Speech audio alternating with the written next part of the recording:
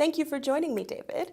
I am very happy today to have a chat with you about the future of the firm, where we've been, where we're going, the role that our alumni have to play with that, and how those future relationships can be developed. I've only been at the firm for a couple of years, and I understand you became a partner about 30 years ago. Was your vision of the firm then what we have with Bird & Bird today?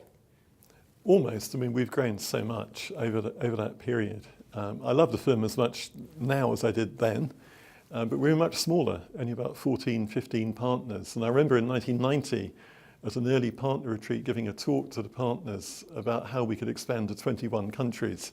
It looked a bit like a dream at the time, an impossible dream, but we actually ended up doing it. So it's been fun along the way. So if I were to put you into another partner meeting now, where you were to give a presentation on what the next 20 years would look like at Bird & Bird, what do you think that would look like? I think incredibly exciting. I had a go at doing this about 2 years ago with the partners, and since then we've opened up in US in San Francisco, and of course we've done our strategic co-op agreement with Albright in China. And I think covering the two biggest legal markets in the world, or the markets that are going to become the two biggest legal markets in the world, there's some wonderful things that we got planned. And of course we're pursuing the same vision, to be the #1 firm in the world advising companies being changed by tech. So as companies are changed by tech, the legal industry is also changed by tech. What do you think the impact of that will be for me in my legal career over the next 30, 40 years? I'm unusual in that I'm incredibly positive about the future for younger lawyers like yourself. I think there's going to be a huge amount of opportunity, but the role is going to change.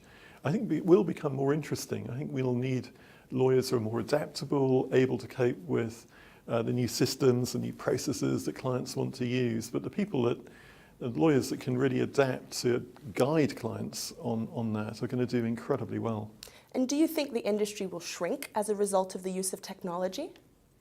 I think a lot of people say it will, but I don't believe it. I think that there'll be about the same number of jobs available, if not more. It's just that the nature of the work is going to change. But I think it'll become more interesting. And as a woman in law, what do you think are the biggest challenges that I will have to face if I aspire to partnership?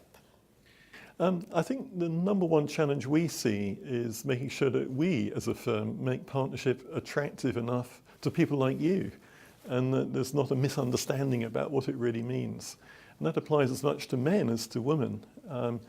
I've always thought that women are hugely important to get the number of partners up to the right ratio, 50%, because that's the intake level that we have of women coming into the firm as associates. And so from a bigger diversity picture, what is Bird & Bird doing to really create a representative environment within the firm?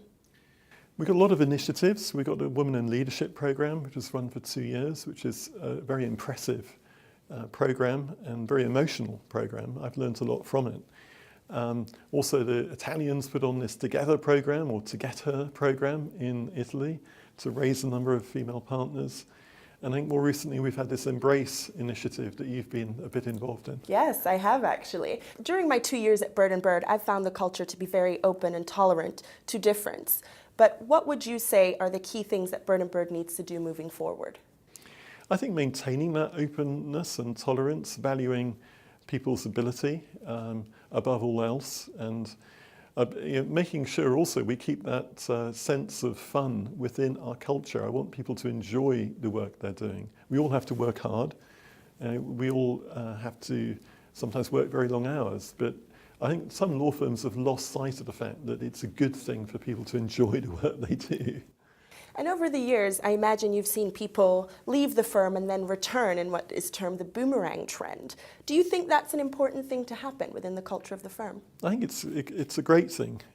Recently, it's a good word actually, boomerang, because in Australia we did see Rich Hawkins come back to Bird & Bird. Having been an associate in London, he's now a partner in our Sydney office.